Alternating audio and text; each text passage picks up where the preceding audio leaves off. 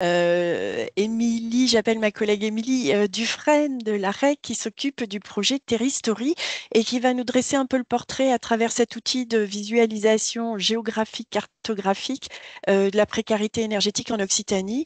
Peut-être pour rebondir, on est toujours sur les données de toute façon nationales qui sont déclinées au niveau régional avec une représentation visuelle un peu différente.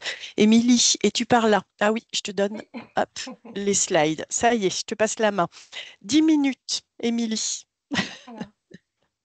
Alors, l'idée, voilà, on a vu justement tout un tas d'éléments par rapport à la précarité énergétique. Aujourd'hui, moi, je vais vous partager l'importance d'un portrait de territoire et donc l'importance de la donnée justement pour pouvoir parler de précarité énergétique. En effet, la réalisation d'un diagnostic territorial, en fait, ça passe par cette idée de connaître le territoire. Par exemple, il y a un certain nombre de phénomènes dépendants. Par exemple, savoir si c'est la caractéristique du logement, le niveau des revenus des personnes dans le logement, les dépendances à la voiture, et le mode de chauffage. Mais également, en fait, des éléments par rapport à la catégorie des ménages qui sont très différents. On peut s'imaginer à l'intérieur des ménages des familles nombreuses, des personnes âgées ou personnes isolées, des personnes dans un habitat privé ou social, qui habitent soit dans des logements collectifs ou individuels. Et donc, Christina en parlait, c'est la mise à jour des données de précarité énergétique en 2021. Souvent, on demande justement d'avoir les données les plus fraîches possibles. Donc ça a été mis à jour depuis la plateforme, donc il y a 2 semaines, depuis la plateforme Geodip ou npo.org, mais également en fait donc, là dans la journée, ce sera mis à jour dans le site Terristory. Pareil, on va vous mettre le lien dans le chat, avec justement une vision assez large. On verra justement des visuels juste par la suite, mais c'est savoir le pourcentage, de logements en précarité, en précarité logement ou en précarité mobilité. Et d'autres données également par rapport aux dépenses en carburant, c'est-à-dire, qu'est-ce qu'on met comme dépenses par an, pour le carburant pour la voiture, et également des données plus de contexte sur la facture énergétique. Combien ça coûte, justement, et on va voir que combien ça coûte, on a une déclinaison, justement selon les dépenses des ménages. Comme on vous partage le lien, ne vous inquiétez pas, il y a pas mal de tutos qui sont justement pour expliquer, tous les modules de l'outil Terristory, et un petit peu de visuel, pour les données. Donc je parlais de données socles. On va avoir des données socles, énergétiques, qui sont fournies par l'ORCEO, l'Observatoire régional climat-énergie en Occitanie.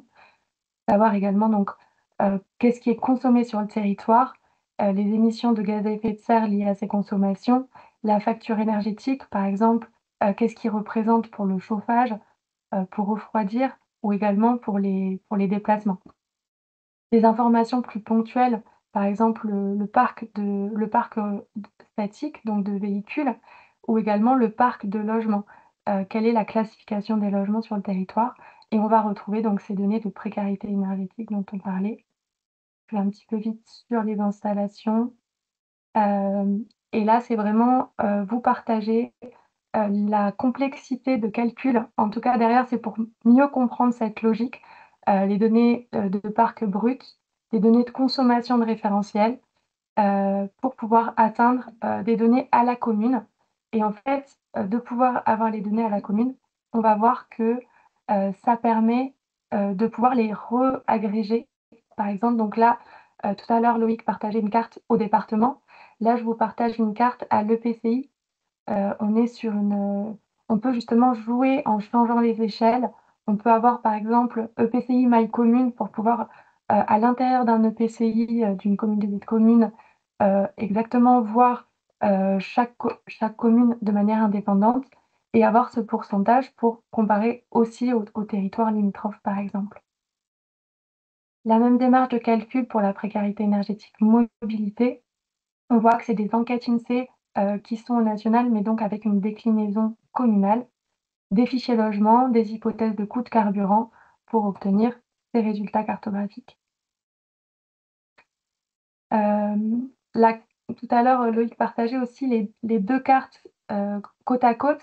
En fait, on vous propose également de faire vraiment l'exercice sur vos territoires, heu, de figer, de jouer avec les échelles pour mieux cerner justement, ensuite d'avoir les déclinaisons pour ces ménages, et remettre un petit peu de l'humain, derrière ces chiffres qui peuvent être un petit peu froids.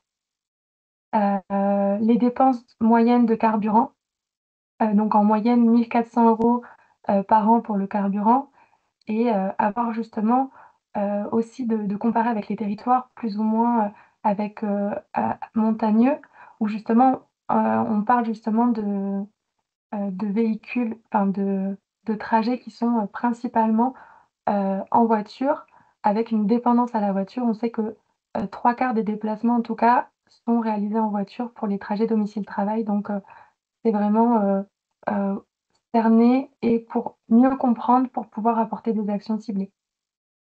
D'autres données, c'est la facture énergétique, donc c'est ce que je disais, on a, par secteur, mais si on parle du résidentiel, si on isole le résidentiel, on identifie les énergies concernées et les usages. Savoir si c'est le chauffage, les transports routiers et donc, là, par exemple, tout ce transport routier, les 45 on est en train de parler de la voiture. Je vais laisser la main, juste quelques dates pour, les prochaines formations de Terristory, du coup, pour, cerner ces données et avoir, justement, pouvoir, jouer en combinant des données et pour, mieux cerner le territoire.